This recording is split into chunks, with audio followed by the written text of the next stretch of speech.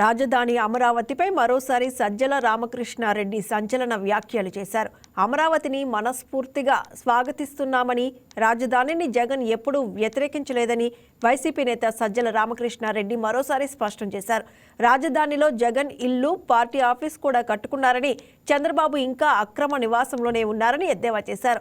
చంద్రబాబు రాయలసీమ ప్రజల ఉసురు తీస్తున్నారని, రేవంత్ రెడ్డి మాటలకి చంద్రబాబు నుంచి ఎందుకు సమాధానం లేదని ప్రశ్నించారు. రాజధాని నిర్మాణం కోసం తొలి దశలో 50,000 ఎకరాలు ఇచ్చిన రైతులకు ఏమీ చేయలేదని, రైతులకు ఇస్తున్న రిటర్న్స్ ఫ్లాట్స్ కు కనీస మౌలిక సదుపాయాలు లేవని మండిపడ్డారు. అది మీడియా అడిగితే రైజ్ చేసిన ప్రశ్నలు ఏవైతే ఉన్నాయో అవి వాస్తవాలా కాదా అనేది చంద్రబాబు నాయుడు గారు కానీ, ఆయన సపోర్ట్ చేసేవాళ్ళు కానీ, ఆయన పార్టీ కానీ, ఆయన మోసే మీడియా కానీ సమాధానం చెప్పాలి. దానికి జవాబు చెప్పొచ్చు. ఆయన రైజ్ చేసినవి ఏంటి? నువ్వు తొలి దశ 50,000 ఎకరాలు తీసుకున్నావు, ఆ రైతులకు ఇంతవరకు ఏమి చేయలేదు. దీనికి సంబంధించి అక్కడ ఏది చేయకముందే మళ్ళీ 50,000 ఎకరాలకు వెళ్తున్నావు. ఈ 50,000 ఎకరాలకు సంబంధించి నువ్వు రైతులకు ఇవ్వాల్సిన ప్లాట్లకు సంబంధించి ఇంతవరకు నువ్వు ఒక కనెక్టివిటీ లేదు, రోడ్లు లేవు, ప్లాట్ల రిజిస్ట్రేషన్ లేదు.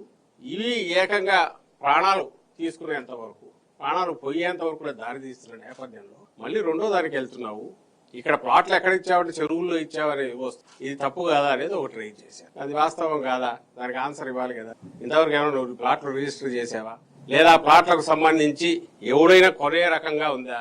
ఎవరైనా స్పెక్యులేటర్ దాంట్లో ఎంటర్ అయితే కావాలి, లేదా దాని ఏమంటారు స్టాక్ మార్కెట్ లో కదా ప్రైసెస్ బాగున్నాయని చెప్పడానికి వీళ్ళే ఇంటర్నల్ గా 4-5 ప్లాట్లు తీసుకొని చేస్తే చేయాలి తప్ప ఎవరైనా కొనేట్టున్నారు. ఎందుకంటే దానికి దారులు లేవు, ఒక క్లియర్ కట్ ఇవి లేవు.